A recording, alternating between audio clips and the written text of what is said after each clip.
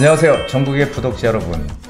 왕년의 꽃다방 DJ, 부동산 DJ 한정희입니다. 네, 여러분 안녕하세요. 2023년 새해 두 번째로 인사드리네요. 홍선혜입니다. 새해 두 번째네요. 그래도 새해 복 많이 받으세요. 한 번 더 인사드려야 되겠어요. 네, 1월 만나는 모든 분들께는 이제 이런 인사를 많이 할 텐데 잘 지내셨어요? 새해? 네, 새해 이제 새로운 기분으로. 네. 저희 이제 부동산 DJ도 또 새롭게 뭔가 좀 더 나은 그런 어떤 시스템에서 좀 더 좋은 그런 정보를 알려드리는 그런 시간들을 굳게 마음속 깊이 제가 다짐하면서 올해는 정말 재테크에서 수익을 극대화시킬 수 있는 그런 얘기들 많이 드리도록 하겠습니다. 아니 정말로 또 새해 들면서 여러 가지 뭐 정책이라든가 부동산 쪽에서의 새로운 기류? 그런 것들이 좀 감지가 되고 있어서 네, 많은 분들이 또 관심을 가져주실 것 같고요. 공부 또 많이 해보시고 또 상담하실 거 있으시면 많이 찾아주시면 좋을 것 같습니다. 자, 새해 맞아서 정말 새로운 결심, 뭐 계획 이런 것들을 세우시고 한 주를 보내셨을 텐데 새해 결심 우리 별게 사실 없었는데 저는 뭐 좀 운동을 열심히 하자 사실 이런 거였는데 지금까지 저는 그래도 작년보다는 조금 더 늘려서 하고 있거든요. 부디도 어떻습니까? 네, 저는 뭐 평상시 하던 대로 일주일에 6일 동안 운동을 하죠. 원래 열심히 하셨으니까. 전 새벽에 하니까요. 새벽에 하고 이제 출근을 하니까. 네. 운동 열심히 하고 그리고 뭐 책도 좀 부지런히 지금 이제 쓰시려고. 꼭 쓰겠습니다. 네. 2주 연속 말씀하시니까. 네, 벌써 지금 쓴다고 한 지가 2년 되는 거예요. 올해는 좀 쓰셨으면 정말 약속을 지키시길 바라면서, 이렇게 계획 세우시고 벌써부터 약간 작심삼일 기운이 느껴지시는 분들은 다시 한번 또 으쌰으쌰 힘을 내주시면 되겠고요. 오늘도 좀 힘나는 좋은 이야기로 시작해 보겠습니다. 오늘 어떤 얘기 좀 새겨볼까요? 예, 오늘 이거 참 많이 듣던 얘기인데요. 네. 오늘 할 일을 내일로 미루지 말라. 진짜 유명한 말인데. 네, 유명한. 네. 누가 얘기했어요, 이거? 모르겠어요. 누가 얘기했어요? 벤자민 프랭클린. 그래서 프랭클린 그 다이어리 이런 거. 맞아요. 다서점. 유명한 거구나. 미루지 말라고. 그런 건가요? 야, 이게 상당히 이게 뭐 단순한 얘기지만 상당히 또 중요한 얘기이기도 해요. 저는 벌써 책을 쓴다고 한 지가 2년이 지났는데도 아직도 지금 반밖에 못하고 있으니 자기 반성을 또. 네, 저도 좀 반성을 하고 하겠습니다. 지금 새해가 이제 밝아서 사실 새해는 보통 어떤 우리가 새로운 계획이나 각오 이런 것들을 막 다지잖아요. 네, 저도 마찬가지고. 근데 이게 지키고 계속 만들어가는 게 쉽지 않다는 거죠. 그렇죠. 그래서 이게 목표했던 계획이나 이런 것들을 갖다가 오늘 해야 되는데 이거 그냥 내일 해도 되지 이렇게 하다 보면은 그냥 또 한 해가 훌딱 갈 수 있거든요. 그래서 그러다 보면 이제 계속 이제 나중에 쌓이다 보면 포기하게 되잖아요. 그렇죠. 근데 새로운 마음으로 시작하는 2023년은 이제 개묘년이라고 하죠. 검은 토끼? 검은 토끼의 해. 검은 토끼의 그 검은 토끼는 이 토끼는 지혜가 많잖아요. 토끼와 거북이. 그렇죠. 지혜가 꾀돌이. 이런 이미지를 가지고 있죠. 그래서 개면의 개는 이제 검은색을 뜻한다고 해요. 그래서 이것이 지혜를 나타내는 색이라고도 합니다. 그래서 지혜롭게 2023년을 시작하시면서 성실함을 가지고 꾸준히 노력한다면 올해는 지난해와는 다른 새로운 성공들이 여러분들을 기다리실 겁니다. 그런데 또 그런 것 같아요. 너무 거창하게 많이 계획을 세우면 진짜 지치잖아요. 그렇죠. 그래서 못하다 보면은 그냥 포기하게 되고. 그러니까 할 수 있을 만큼 적당히 세워서 꼬박꼬박 하루하루 해나가는 게 중요할 것 같고요. 그런 의미에서 오늘 미국의 정치가이자 뭐 과학자이자 정말 유명한 벤자민 프랭클린이 한 오늘 할 일을 내일로 미루지 말라라는 말을 또 남겨주셨습니다. 새기면서 1월 한 달 보내야 될 것 같고요. 세상만 산보는 일이 뜻대로야. 자, 부디의 세상만사, 이제 세상 얘기로 좀 넓혀보도록 하죠. 오늘은 어떤 얘기를 좀 해볼까요? 오늘은 세금 여행입니다. 세금 여행? 여행. 세금 여행? 뭐예요, 그게? 어떤 여행이에요? 그러니까 이게 이제 우리 보통 어떤 이 공무나 우리 그 공무원들이나 국가를 운영하는 공무원들이나 이런 분들이 공무나 이제 정책 방향을 만든다는 목적으로 해외 연수 많이 가잖아요. 이 지방자치단체 의원들 네. 연수. 근데 꼭 1년에 좌우지간 한두 번씩은 문제가 생기죠.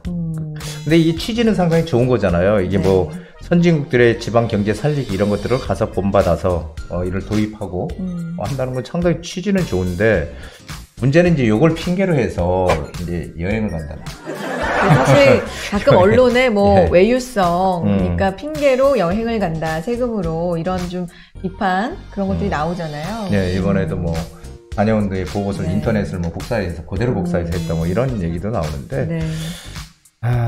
이 공무를 집행하는 데 있는 이 공직자들 기강이 해이졌다 이런 얘기 많이 합니다. 근데 이제 중요한 것은 여행 가는 게 국민의 세금으로 가는 거죠. 그게 포인트죠. 네, 개인 돈으로 가면 그렇죠. 뭐 개인 돈으로 가면 누가 뭐래요. 뭐라고 할 사람 없죠. 네. 그래서 이게 본인들의 여행 경비로 쓰는 것은 좀 아니라고 좀 생각이 됩니다. 그래서 국민의 혈세를 아무렇게나 쓸 수 없도록 법적인 제도가 좀 완비가 됐으면 하는 그런 바람에서 네. 오늘 세금 여행을 한번 주제로 정해봤습니다. 처음에 세금 여행 하시길래 그건 어떤 여행일까 궁금했는데 국민의 그렇군요. 세금으로 여행 가는 거죠. 세금으로 하는 여행을 말씀해 주셨군요. 맞습니다. 정말 혈세라고 표현하면 피 같은 세금이잖아요. 그렇죠? 국민들이 내는 그런 걸 이렇게 쓰면 안 되겠다라는 말씀 새겨드려야 될 것 같고요. 자, 본격적으로 시작하면서 상담도 또 안내해 드리도록 하죠. 1:1 특별 무료 상담인데 새해에도 계속됩니다. 1월 19일, 1월 26일 예정돼 있네요. 시간은 오후 2시부터고요. 지하철 7호선 수인분당선 부디의 미래가치투자연구소에서 진행이 되겠습니다. 1:1 특별 무료 상담이니까 진짜 평소에 궁금하셨던 거 개인적으로 자세하게 물어보시고 상담을 받아보실 수가 있는데요. 세금 문제만 아니라면 세금 문제는 따로 전문가가 있기 때문에 부동산에 관련된 건 자세하게 상담을 도와드립니다. 선착순이죠? 예, 선착순으로 한 5명 정도만 상담을 해드리도록 할게요. 그리고 지금 새해가 바뀌어서 이제 부동산 시장에 뭔가 조금 변화가 감지되고 있다는 거 여러분도 아실 거예요. 네. 자, 이럴 때 어떻게 움직여야 내가 이익을 극대화할 수 있는 재테크 전략을 세울 수 있을지 이런 것에 대한 확실한 포인트를 짚어드리는 시간을 준비하겠습니다. 네, 전화 주시고 문자 남겨주시고 이메일로 보내주시고 또 하단에 있는 네이버 폼 이용해서 상담 신청해 주시면요 자세하게 특별 무료 상담 도와주신다고 하니까 평소에 궁금하셨던 점들 아니면 좀 부동산 관련돼서 고민이 있으시다면 주저하지 마시고 신청해 주시면 많은 도움이 될 것 같습니다. 자, 이제 본격적으로 전화 연결 통해서 또 사연 보면서 여러분의 고민 해결해 보겠습니다. 부디의 부동산 고민 타파 시작합니다. 네이버 폼을 통해서 상담을 남기는 방법을 말씀해 드리도록 하겠습니다. 자, 먼저 부동산 DJ 채널에 들어가신 다음에요. 아무 영상이나 다 여시면 되는데 이렇게 영상을 클릭하신 다음에 밑에 보시면은 더보기란이 있죠. 댓글에 더보기란을 누르신 다음에 여기 아래 보시면 편리한 네이버 폼 글문이라는 데가 있습니다. 이걸 누르셔서 들어가시면 이렇게 상담을 하실 수 있는 폼이 있으시니까 여기에 전화번호를 적으시고 그리고 간단한 내용, 상담 내용을 적으시면 편하게 상담을 하실 수가 있습니다. 네, 부디의 부동산 고민 타파 시작해 보겠습니다. 바로 첫 번째 시청자님 만나볼 텐데요. 여러분도 나도 저런 고민 있는데 하시면 주저하지 마시고 전화나 문자, 이메일, 네이버 폼 통해서 신청해 주시기 바랍니다. 만나볼게요. 여보세요? 네, 안녕하세요. 안녕하세요. 네, 반갑습니다. 새해 복 많이 받으세요. 네, 복 많이 받으세요. 네. 자, 오늘은 어떤 점 때문에 전화 주셨는지 들어볼게요. 제가 자양동 호반서밋 25평요. 네. 전세 8억에 있는데요. 네. 원래 11월이 전세 만기거든요. 그러니까 새해 2023년 11월이요? 네. 네. 그래서 거기는 새로 지은 아파트라서 전세가도 네. 높고 해서 또 올려줘야 될 수도 있었어요. 네. 그래서 전세로 살아야 될지 아니면 좀 보태서 지금 집값이 좀 떨어져 있을 때 좀 옮기고 싶기도 한데요. 네. 언제쯤 시기가 좋을까 해서요. 혹시 지금 그러니까 보유하고 계신 주택은 없으신 거예요? 지금 상담하는 건 저의 아들 얘기거든요. 아드님께서 그러니까 네, 집이 없어요. 네, 아드님은 자양동 호반 서밋에 지금 전세로 거주하고 계시는데 돌아오는 11월에 만기인데 전세가도 네. 좀 높아서 이번에 올려줘야 될 것 같은 생각이 드시는데 이번 기회에 좀 매수를 해볼까 생각하시는 거잖아요. 매수를 하면 어떨까 생각하는데요. 그러니까요. 네. 그 매수를 그러면 지금 아드님 사는 자양동 호반 서밋 여기를 매수하려고 하시는 거예요? 아니면 다른 데 보신 곳이 있으신 거예요? 거기는 떨어지지 않은 것 같더라고요. 그래서 다른데, 네. 네, 직장이 양재동하고 역삼동이거든요. 네. 그래서 양재동, 역삼동이 이제 직장이고 꼭 뭐 직장과 가까울 필요는 없지만 어쨌든 고려해서 어쨌든 집을 한번 매수해 볼까.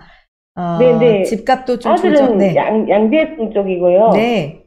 며느리는 역삼동이에요. 알겠습니다. 직장이. 그러면 이번 기회에 매수를 해보는 게 좀 좋을까 어떨까 상담 받아보시고요. 그러면 매수를 한다면 이거는 거주 겸 투자 목적이겠네요. 네네, 그렇죠. 네. 알겠습니다. 상담 받아보세요. 부디 연결해 드릴게요. 예, 안녕하세요. 네, 안녕하세요. 예, 반갑습니다. 예. 네. 아드님이라고 그러셨어요? 네. 지금 이 아파트는 건대 입구역하고 뭐 역세권이고 새 아파트잖아요. 이거 지역주택조합으로 진행이 돼서 아파트가 지어진 성공 사례예요, 이 아파트가. 네. 예, 이 지역주택조합이 사실은 성공 사례가 그렇게 많지가 않은데, 이 아파트는, 유일하게 또 드물게 성공한 사례로, 지어진 아파트로, 사실 1년밖에 안 된 아파트죠, 지금. 그래서, 1년도 아직 안 된 아파트예요. 그러니까 지금 뭐 새 아파트인데, 여기가 이제 조금 작은 평형들 위주로 구성이 되어 있을 거예요. 그래서 이쪽 지금 근데 가장 중요한 거는 지금 집을 사야 될까 말아야 될까가 궁금하신 거잖아요. 네. 근데 제 유튜브를 계속 이렇게 보셨으면은 아마 제가 집을 사야 된다고 계속 얘기를 드렸을 거예요. 예, 좀 전에도 봤는데요. 예, 계속 왜 그러냐면은 항상 지난해가 우리가 제일 어려웠던 시기라고 제가 이제 늘 말씀을 드리는데, 지난해는 사실 어떤 불확실성, 전혀 우리가 예측을 할 수 없는 그런 상황들이 펼쳐져 있었기 때문에 우리가 이거 지금 과연 집값이 언제까지 떨어질지, 과연 정말 많이 떨어진 건지, 그리고 이게 도대체 알 수가 없었어요. 그러다 보니까 계속 집값이 하락할 거다라고 얘기하는 분들도 많이 지금 등장을 했고, 그래서 많은 분들이 그러면 이제 집값 하락하면 또 많이 떨어지면 내가 사야지 이렇게 생각하는 분들이 있는데, 제가 단언컨 때 얘기하지만 지금이 가장 바닥이다라고 저는 생각을 해요. 왜냐하면은 이번 1월 3일날 13대책이라고 해서 지금 뭐 규제 지역 서울 강남 3구와 용산구만 빼고 다 풀렸잖아요. 네네. 네, 다 풀렸습니다. 그게 어마어마한 사실은 획기적인 사건이라고 얘기할 수 있는데, 지금 다 풀려서 지금 매수 심리가 조금씩 살아나고 있다, 이런 기사들도 지금 나오고 있거든요. 네. 물론 이게 지금 뭐 풀려서 갑자기 뭐 시장이 갑자기 뭐 크게 반등하든지 그렇지는 않겠지만, 어쨌든 서서히 지금 밑에서부터 꿈틀꿈틀 움직이고 있다고 보여져요. 네. 그래서 저는 항상 말씀드리고 싶은 게 뭐냐면은, 집값이 오르든 안 오르든 상관없이 내 집 장만은 반드시 해야 된다라고 예전부터 제가 계속 주장을 해왔던 사람이에요. 왜냐하면은 여태까지 부동산 우리 역사를 쭉 살펴보면은 집값이 계속해서 올라왔지 떨어진 적은 없어요. 물론 중간에 일시적으로 하락을 했다가 그 하락을 한 적은 분명히 있죠. 뭐 금융위기 때나 아니면 외환위기 때 집값이 뭐 20% 이상 떨어진 적도 분명히 존재하고 해요. 하지만 결국 시간이 지나니까 다시 올라갔더라는 얘기죠.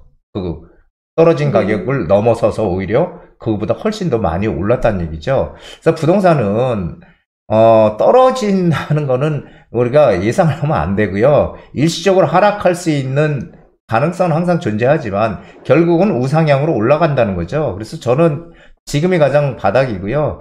지금 어떻게든지 지금 시기에 내 집 장만을 하는 게 조금이라도 싼 가격에 내 집을 장만할 수 있을 거다라는 저는 그런 얘기를 꼭 조언을 드리고 싶어요. 그러니까 지금 다른 어떤 유튜버나 그런 분들이 집값이 2년 동안에 앞으로 한 30% 더 떨어질 거다, 이런 얘기는 믿지도 마시고요.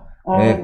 그건 말도 안 되는 얘기고, 그분들이 부동산을 해봤나요? 해보진 않은 사람들이에요. 이론적으로 얘기하는 것 뿐이고. 그러니까 그런 건 그냥 무시하시면 되고, 네. 어쨌든 지금은 특히 집이 없는 분들한테는 지금 빨리 하루라도 빨리 좌우지간 이 갈아타기를 해서 사야 된다라고 생각이 돼요. 근데 언제가 만기라 그러셨죠? 11월이니까. 올 11월이요?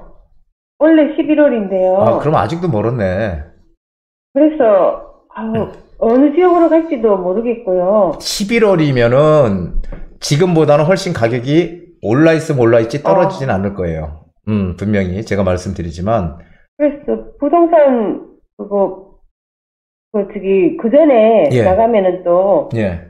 여러 가지 또 정비가 들고 이러니까 애가 11월까지 기다렸다 해야 되는 것 같은데 그리고 어느 지역으로 갈지도 잠실도 갔다가 뭐 자양동도 갔다가 또 목동도 갔다가 저희가 가창질팡 좀 그런데 가장 가장 중요한 것은요. 네. 그건 11월 달이기 때문에 아직 시간이 많이 남아 있어요. 네네. 그 11월 지금 1월이잖아요. 1월부터 11월까지의 변동은 네. 상당히 많이 변화가 생길 거예요. 네. 그렇기 때문에 지금 알아보는 건 전혀 의미가 없고요. 네. 그때 그 11월 달이면은 한 9월 달이나 뭐 한 7월, 8월? 요때쯤 알아보시는 게 맞지. 지금하고 그때랑은 또 그 지역의 가격 시세라든지 이런 것들을 전부 다 틀릴 거예요. 그럼 지금이라도 예. 새로 세를 놓고요 나갈 수도 있잖아요. 그러니까 제가 말씀드리고 싶은 것은 그건 어쨌든 지금 아드님이라고 그러셨잖아요. 네네. 근데 결혼한 사람이죠. 결혼했죠. 네. 예, 결혼했으니까 그건 결국은 그분들의 의도에 달려 있잖아요. 어머니가 뭐 하란다고 살지는 않을 거 아니에요. 그렇죠? 직장에 있어서 제가 예. 대신 전화를 그래요? 했어요. 예. 그래서 저는 지금 그런 비용이 중요한 게 아니고 네. 거기 들어가는 돈이 중요한 게 아니라 지금 가능할 수만 있다면 네. 예, 무조건 지금 빠른 시간 내에 갈아타기를 해야 돼요. 지금 이제 뭐 이렇게 더 떨어질 거다라고 얘기하는 사람들 이런 사람들이 말 믿고 그대로 눌러앉아 있었다가는 결국 11월 달 정도에 내가 좀 움직여 볼까 했을 때는 지금하고 가격 차이가 상당히 많이 있을 거다라고 저는 생각이 되거든요. 네. 그러면 오히려 마이너스가 된다는 거죠. 그래서 어쨌든 저는 좀 움직여야 되고 그리고 시간 관계상 이제 아드님한테 네. 어디 지역에 어디 이제 생각을 하고 있는 곳들이 있을 거 아니에요. 뭐 그렇게 전적으로 생각을 많이 할 수 없는 게 직장이 다 바쁘니까. 예. 그래서 전문가님한테 상담을 좀 따로 좀 하면 좋겠는데요. 근데 직장을 가는데 그 상담을 할 수가 있나요? 그 상담을 한번 그러면은 일단 네네. 일단 제가 이렇게 얘기를 했다. 집은 지금 시기가 가장 바닥이고 지금보다 시간을 늦추면 더 올라간다고 얘기를 하더라 라고 얘기를 드리고요. 그리고 나서 구체적으로 만약에 상담을 하고 싶다 그러면은 다시 한번 연락을 저희한테 저희 연구소로 좀 주시라고 좀 이렇게 얘기를 좀 해주세요. 네. 예, 그러면 알겠습니다. 그때 다시 한번 말씀을 드리도록 할게요. 네, 감사합니다. 고맙습니다. 네, 고맙습니다.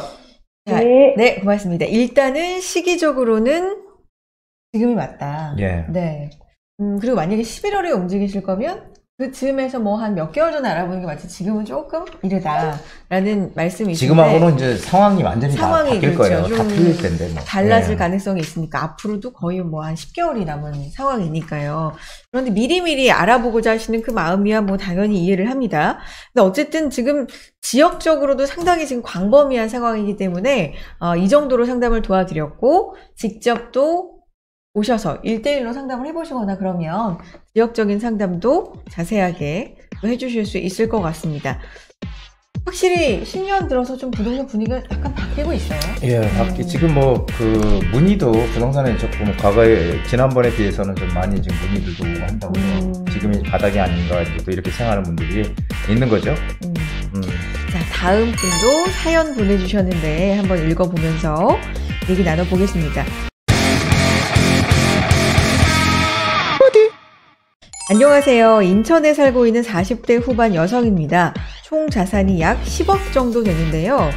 7호선역 근처에 아파트가 있으시고 부평역 오피스텔 2채, 상속받은 삼산동의 대보아파트, 주식은 3억 정도 갖고 계시대요. 근데 현재 오피스텔은 시세 차익이 하나도 없어서 팔려고 내놨고, 상속받은 아파트 조합원 분양가가 34평 기준으로 6억이 넘어서 파는 게 좋을 것 같은데 어떻게 생각하시는지랑, 주식과 오피스텔을 정리해서 서울의 아파트나 광진구 자양동에 투자하고 싶습니다. 오피스텔은 얼마에 내놔야 잘 팔릴지 모르겠고, 상속받은 아파트는 2년이 넘어서 양도세를 내야 되는데 취득가를 1억 2천으로 신고해서 대강 계산해보니 1,800만 원 정도 나오는 것 같은데 맞는지요? 또 재건축으로 새 아파트를 받는다면 제가 부담할 돈이 5억 정도 됩니다. 현재 관천 떨어진 상태고요. 더 가격을 내려서라도 팔아야 하는지 기다려야 할지 모르겠습니다.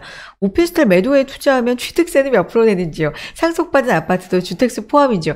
와, 이분 정말 지금 궁금한 것도 많으시고 생각도 좀 많으신 것 같고요. 좀 정리해 볼게요. 그러니까 상속받은 아파트, 삼산동 대보아파트 34평 6억을 넘겨서 그걸 매도하는 것, 일단 그것에 대한 문의. 두 번째는 주식과 오피스텔을 매도해서 아파트나 광진구 자양동에 투자하는 건 어떤지에 대한 문의, 또 취득세, 양도세 관련 문의, 또 주택수에 대한 문의, 이렇게 4가지 정도로 정리해 볼 수 있거든요. 하나하나 좀 해결해 주실까요? 지금 여기 이 대보아파트를 지금 상속받으셨다고 그랬는데, 네. 이 대보아파트가 지금 재건축을 진행하고 있는 걸로 알고 있어요. 재건축을 진행하는 이제 그런 아파트예요. 그렇게 됐는데, 이제 중요한 거는 뭐냐면은, 여기가 이쪽 잘 아세요? 이쪽에? 잘은 모르는데 조금, 근처에 네 자주 가봐서 네. 이쪽은 사실 지하철도 지금 없잖아요. 그래서 재건축이 된다고 해도 사실 큰 메리트는 없어요. 왜냐하면은 추가 부담금도 상당히 많이 높을 것 같아요. 추가 부담금도 높을 것 같고. 네. 그래서 여기는 특별히 뭐 이렇게 가지고 있어야 될 그런 이유는 별로 없을 것 같아요. 그래서 이 상속받은 이 아파트는 매도를 하는 게 맞고, 그리고 재개발 재건축 쪽으로 투자로 전환하는 게 맞습니다. 예, 전환하는 게 분명히 맞아요. 그리고 세금 문제는 이제 세무사랑 정확하게 상담을 하는 게 맞습니다. 왜냐하면은 이 뭐 양도세라든지 이런 것들은 괜히 말 잘못하면은 또 이제 문제가 되기 때문에 세무사들도 상당히 조심스러워하는 게 이 세금 문제예요. 맞아요. 그리고 네. 지금 그렇게 되면 오피스텔 같은 경우는 이게 지금 이게 주택으로 주거용으로 놓으면은 주택으로 치고요. 그리고 업무용으로 놓으면은 주택이 아니에요. 그래서 이게 도대체 주택으로 놨는지 업무용으로 놨는지 모르는데, 만약에 이게 주택이 아니고 업무용으로 논다 그러면 지금 집은 일단 7호선 근처에 아파트 한 채가 있는 거예요. 한 채. 예, 그렇기 때문에 사실은 1주택인 상황에서 매수하면은 2주택이 되는 거잖아요. 왜냐하면 그 상속주택은 이거는 사실은 주택세 포함이 안 돼요. 상속받은 5년 이내에 처분을 하게 되면은 주택세에서 포함이 안 되기 때문에, 그러면은 뭐 지금 취득세 1에서 3%니까 6억 이하까지 1%고요. 그러니까 2주택까지는 이제 올해 정부에서 2주택은 이제 더 이상 다주택자라고 얘기를 안 하잖아요. 이제 3주택 이상을 다주택자라고 얘기를 하겠다. 지금 이렇게 하고 있죠. 그래서 저는 어쨌든 이렇게 되면은 지금 세금에 대해서, 취득세에 대해서 좀 자유로울 것 같고요. 그래서 재개발이나 재건축 쪽으로 뭔가 이렇게 투자를 해야 된다라고 생각이 돼요. 그러니까 오피스텔은 사실은 수익형 부동산으로 특별한 어떤 이유가 있지 않는 한 오피스텔은 그냥 월세를 받는 목적이지 그게 어떤 투자의 대상은 절대 아니에요. 물론 이제 어떤 그 대형 호재가 있는 주변의 오피스텔이다 이러면 조금 얘기가 틀리지만, 대부분의 오피스텔은 그게 아니거든요. 그냥 뭐 주거지역 근처에 있거나 이런 오피스텔들, 특히 이제 이런 그 경기도나 이 지방의 이 오피스텔들, 이런 것들은 사실은 뭐 가격 상승 여력이 상당히 미약하거든요. 그래서 이런 것들은 어떻게든지 처분을 하시는 게 좋을 것 같아요. 그래서 저는 지금은 빨리 갈아타기를 하시는 게 맞습니다. 그래서 빨리빨리 뭐 재건축 쪽으로 금액이 여력이 된다면 재건축 쪽으로 뭐 투자를 해도 괜찮고요. 아니면은 조금 작은 금액으로 좀 더 알차게 효과를 내겠다 그러면 재개발 시장으로 들어가도 돼요. 지금 화두는 둘 중에 하나거든요. 재건축이냐 재개발이냐. 근데 좀 더 작은 금액으로 뭔가를 움직이길 원한다. 내 그 투자 가치를 극대화시키길 원한다 그러면은 재건축보다는 재개발 쪽으로 방향을 잡는 게 훨씬 더 낫겠죠. 이 정도로 또 네. 제가 빼먹은 게 있나요?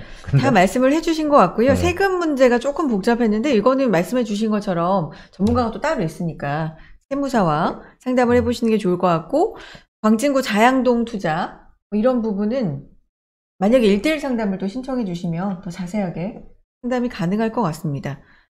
자양동은 네. 그 한강변에 있잖아요. 네. 제가 그 얘기를 안 드렸구나. 한강변에 있기 때문에 예전부터 그 어떤 투자 가치적인 측면에서 상당히 높게 평가를 받았던 곳이에요. 네. 강남은 대부분 한강을 북쪽으로 보고 있지만 이 자양동은 남쪽으로 보고 있거든요. 네. 그러니까 진정한 남쪽 조망권을 가지고 있는 데가 자양동이에요. 그래서 자양동은 또 오세훈 시장이 자양동에 살잖아요. 자양 3동에. 그래서 자양동은 전체적으로 지금 개발 그런 열풍이 상당히 강하고 개발될 수밖에 없는 그런 입지에 있다. 이렇게 효과지원 정리를 해드리겠습니다. 네. 또 궁금하신 점은 연락을 주시고 1:1 상담도 신청해 주시고요. 다음 분 사연도 한번 볼게요. 송파구 잠실 엘스 33평형 보유 중인데 이번에도 규제지역이 그대로 유지되어서 실망입니다. 계속 보유가 나을까요? 아니면 그냥 매도할까요? 이렇게 보내주셨는데 잠실 엘스 일단 정책에 대해서 조금 실망을 하신 것 같은데요. 보유와 매도 쪽에 어느 쪽이세요, 부디님? 저는 무조건 보유해야 된다고 네. 보죠. 그게 이유는 뭐 아주 단순합니다. 사실 이게 이제 엘스, 리센츠, 트리듐, 그래서 엘리트라고 해요. 엘리트. 네.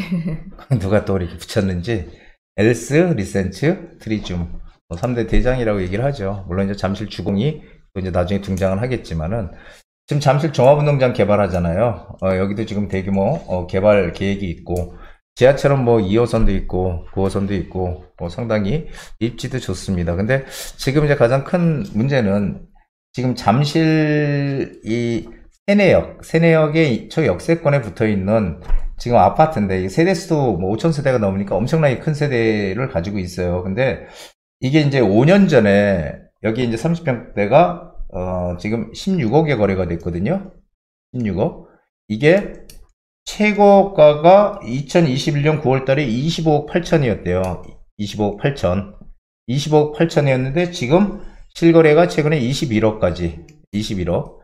그래서 호가는 뭐 19억, 20억 이렇게 얘기하는데 한 21억까지 거래가 됐다고 해요. 그러면은 근데 지금 여기가 어떤 지역이에요? 지금 토지거래 허가구역으로 묶여 있어. 예, 그렇죠. 그래서 규제적이 그대로 유지돼서 실망이라고 했던 거는 아마 이 토지거래 허가가 안 풀려서 그랬던 것 같아요. 지금 기대를 했는데. 근데 실망하실 거 하나도 없습니다.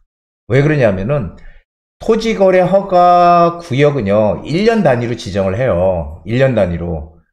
그래서 혹시 여기가 아직까지 풀면 좀 막 이렇게 의 어떤 요소가 좀 더 강해질 수 있다 이렇게 생각되면은 1년 더 묶을 수가 있거든요. 근데 제가 여태까지 부동산 경험상 여태까지 한 번 정도는 더 묶을 수가 있어. 2년 정도. 근데 이게 끝나는 게 아마 6월 달인 것 같아요. 2년이 끝나는 게 한 번 더 묶은 거죠. 1년에서 연장해서 한 번 더. 압구정동도 그렇고. 자, 그런데 이걸 과연 지금 3년까지 묶을 수 있을 것인가? 거기에 대해서 상당히 저는 회의적이거든요. 지금 뭐 언론에서는 뭐 풀어줄까 말까 막 이렇게 얘기를 하지만 저는 뭐 틀릴 거라고 보고요. 3년까지 묶어놓은 사례는 없다. 이거는 왜냐면은 토지거래 허가구역을 묶어놓는다는 이유는 실거주자만 들어오라는 얘기거든요. 그래서 이 재산권 행사에 상당히 제약을 받잖아요. 이거는 상당히 조금 문제가 있다. 이게 장기간 묶어놓으면은. 그래서 지금 묶어놓고 이렇게 토지거래 허가구역을 묶여 있는데도 사실은 가격이 그렇게 어마어마하게 빠진 거 아니잖아요. 제가 늘 말씀드렸지만은 그런 어떤 단지에 이런 5,500세대가 넘는 단지에서 뭐 급매물이 뭐 6개, 7개 거래가 됐다. 근데 그게 가격이 뭐 엄청나게 빠졌다. 그게 시세가 아니라는 거죠. 그게 정상적으로 거래가 돼야 되는데 그나마 그렇게 거래된 것도 다 그게 정상적인 거래가 아니라는 거죠. 예. 그래서 어쨌든 여기는 토지거래 허가구역까지 풀리고 잠실 종합운동장 또 개발되고 바로 위에 한강이 있죠. 여기야 뭐 상당히 좋은 곳이라서 여기는 뭐 팔아야 될 게 아니죠. 그래서 여기는 그냥 가지고 있어야 되는 곳입니다. 그리고 무조건 가지고 있어야 되는 거지. 여기 그냥 매도를 하는 거는 그건 지금 이제 거의 시장이 바닥으로 지금 가고 있다 이렇게 저는 판단을 하고 있는데 이제 상승 추세로 지금 다시 뭔가 방향 전환을 하는 지금 시점이라고 생각하는데 지금 이거 매도하면 엄청난 후회를 하지 않을까요? 그래서 얘는 보유를 하시는 게 맞습니다. 미래 가치를 생각한다면 보유를 하는 것이 좋을 것 같다라는 의견이었습니다. 자, 이렇게 상담 도와드렸는데 보시면서 새해 들어서 정말 나도 부동산에 대해서 뭔가 계획을 세워보고 싶다 하시는 분들 있을 것 같아요. 전화 주시고 문자 남겨주시고 또 네이버 폼도 이용해 주시고 이메일도 보내주시면요. 자세한 상담 가능합니다. 많이 신청해 주시기 바랍니다. 자, 계속해서 부동산 과거 속으로 부동산 얘기 한번 해보면서 과거 속으로 한번 들어가 볼까요? 부동산 타임머신으로 넘어가 보겠습니다.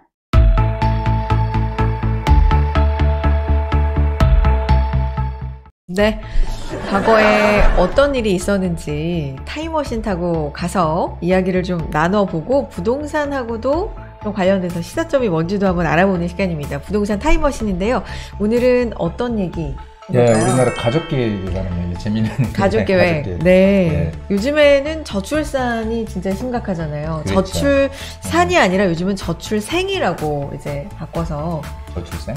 왜냐면 출산은 너무 여성한테만 그걸 모든 걸 이제 좀 책임을 지우는 그런 단어인데 출생은 아이가 태어난다라는 어떤 그런 주체적인 의미잖아요. 그게 더 나은 것 같아요. 네, 그래서 저출생으로 요즘은 많이 이야기를 하는 추세긴 한데 어쨌든 저출생 문제가 굉장히 좀 심각한데 가족계획이 역사적으로 어떻게 흘러왔는지 오늘 한번 살펴보는 거예요. 네, 이거 아주 재밌더라고요. 보니까 이게 이제 61년도 이제 대한가족계획협회가 창립이 됐대요. 61년도. 그래서 이제 이걸 연도별로 한번 보면은 이거 재밌습니다. 1960년도. 60년대 보통 한 가정에서 5명 이상을 낳대요. 자녀를.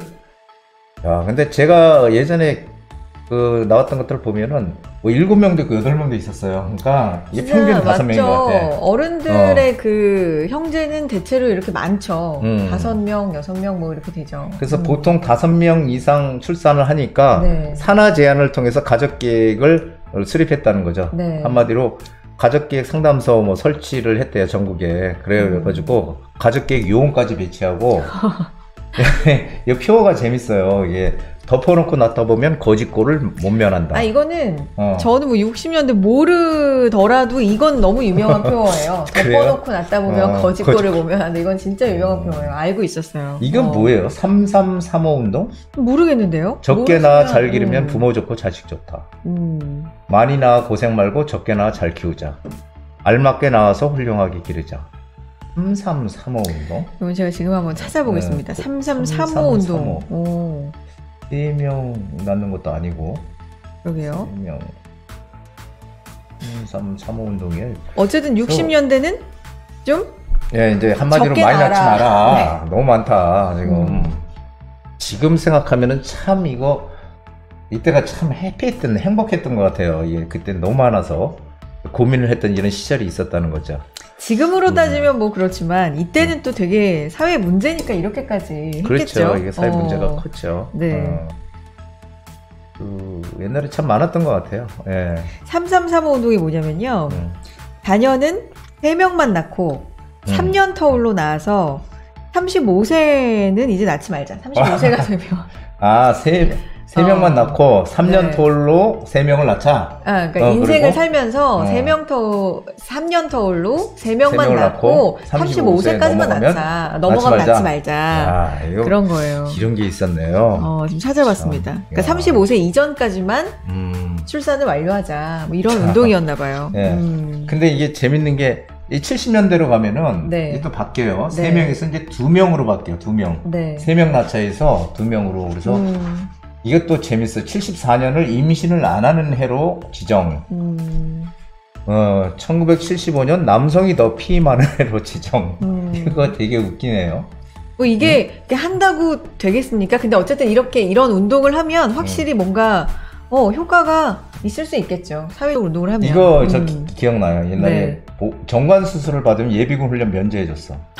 예비군 훈련 면제. 그러니까 얼마나 이거 낳지 말라고 정부에서 적극적으로 낳지 말자라는 쪽으로 이제 권했던 해네요. 예, 딸아들 구별 말고 둘만 낳아 잘 기르자.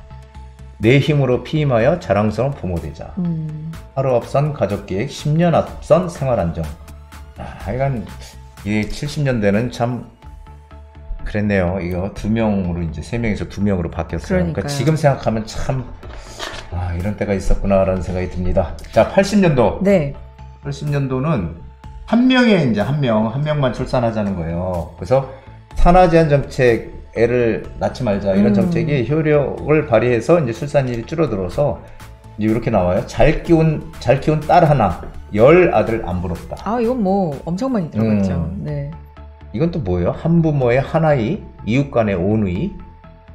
네, 이런 얘기 아닐까요? 한 가정에 한 아이를 낳으면 이웃이 있을 거 아니에요. 거기도 아이가 있으니까 그렇게 이제 형제를 맺고 남매를 맺고 뭐 이렇게 자라도 되지 않을까라는 의미 같은데요. 하나나 젊게 살고 좁은 땅 넓게 살자. 둘도 많다. 둘도 많대요. 지금은 적게 낳아 엄마 건강, 잘 키워서 아기 건강. 참 이런 표현들 보면은 격세지감이 느껴집니다. 진짜. 그러니까 한 명만 출산하자고. 맞아요. 60년대, 70년대, 80년대 가면서 출산율은 확실히 또 줄어드는데 계속해서 적게 낳자라고 운동을 계속 하던 때네요. 이 90년대 가니까 이제 출산율이 아주 낮아졌죠. 그래서 이제 사람들이 이때부터 이제 삶의 질과 복지에 이제 관심을 가지고 이제 애를 뭐 많이 안 낳는다는 거죠. 그래서 우리 이거 지금도 있나요? 남아 선호 사상? 지금은 글쎄요, 뭐 통계를 제가 보지는 않았지만 체감으로는 거의 없는 것 같아요. 왜냐하면 주변에 이렇게 아이를 낳으려는 분들 보면 딸을 원하는 분들이 제 주변에 오히려 더 많아서. 맞아요. 요즘은 이게 많이 없어진 것 같습니다. 그리고 아들 바람 부모 세대, 짝꿍 없는 우리 세대. 사랑으로 낳은 자식 아들 딸로 받아 말자.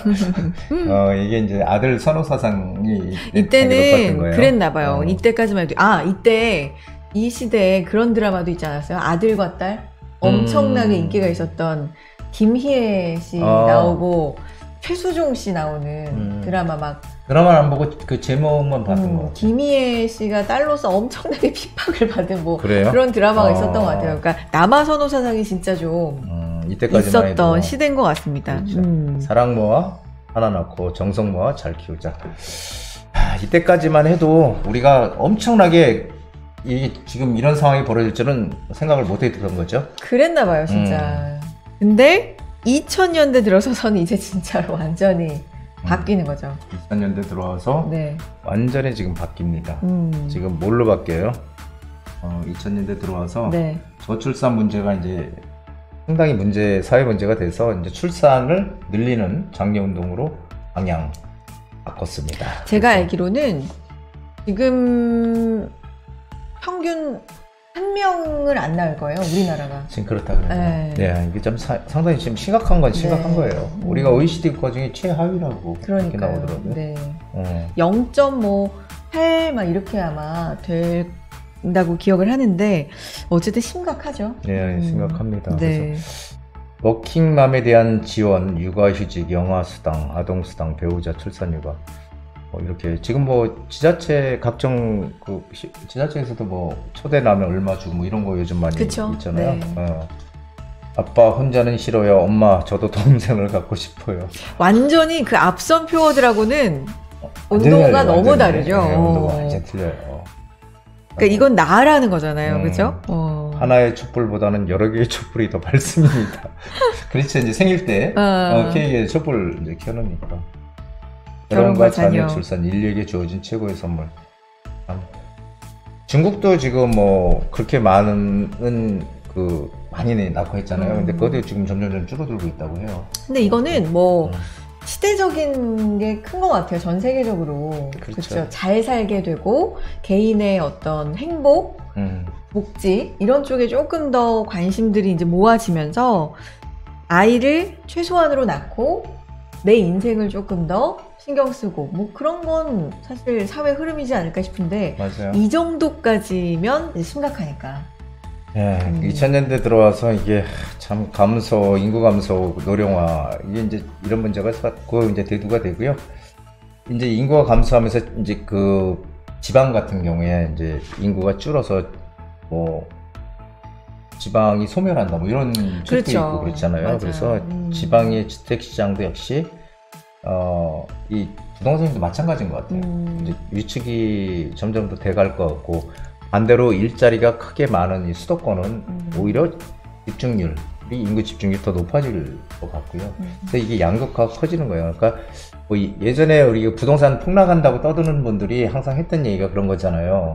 인구가 감소해서 일자리도 부족하고 인구가 줄어드는데 뭐 집 살 사람이 있냐 이래가지고 집값 떨어진다고 많이 얘기를 했거든요. 근데 사실 그 부분도 생각해보면 진짜로 아이를 이렇게 안 낳는다는데 그럼 점점 집살 그 사람들은 줄어드는데 그럼 집이 남아 도는 거 아니야?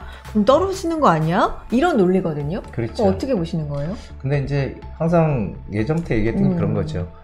인구는 줄어들어도 그 세대가 분화가 된다는 거예요. 그러니까 예전에는 우리가 보통 뭐 한 가족 4명 아니면 5명 뭐 이렇게 한 아파트나 집에서 살았다면 전부 다 이제 분화가 돼서 각자 산다는 거죠. 점점. 그러다 보니까 집은 항상 수요는 필요하다는 얘기죠. 그래서 이제 결국은 이런 것 같아요. 뭐 인구가 감소한다고 해서 부동산이 폭락할 리도 없고, 그리고 이제 실제로 제가 예전에 제 책에도 그걸 이제 자료를 쓴 적이 있는데요. 네. 선진국들 같은 경우도 인구가 줄어들어가지고 부동산에 문제가 있는 그런 거는 없어요. 사실 선진국들 같은 경우 우리가 먼저 갔으니까. 그래서 사실 선진국들의 어떤 정책 이런 것들 보면 우리도 좀 이제 어느 정도 어떻게 될까라는 걸 좀 판단할 수 있다고 보는데, 뭐 부동산이 인구가 준다고 폭락하는 게 아니고 단지 이제 제가 생각하는 양극화가 커질 것이다라는 거예요. 제가 누누이 강조하는 게 그런 거거든요. 네네. 양극화가 오히려 사람들 모이는데 당연히 뭐 부동산 가격도 오르겠지만 사람들이 선호하지 않는 지역들은 양극화가 커져서 떨어지거나 이렇게 가지 않을까. 그래서 앞으로 시간이 지나면 지날수록 우리가 소득이 더 높아질수록 양극화는 점점 더 극대화될 것이다 라는 게 제 생각입니다. 인구 감소가 곧 부동산 폭락이라기보다는 인구 감소는 곧 부동산의 양극화 심화다. 그렇죠. 라고 결론을 내려주셨습니다. 이렇게 쭉 정리하고 보니까 요즘에 저출생 문제가 참 심각하다 알고는 있었지만 60년대부터 쭉 정리해보니까 이거 재밌네요. 이런 변화가 있었구나라고 정리가 쭉 된 시간이었어요. 그리고 그게 또 부동산으로는 어떻게 연결되는지까지 시사점을 알아봤습니다. 타임머신 타고 왔네요.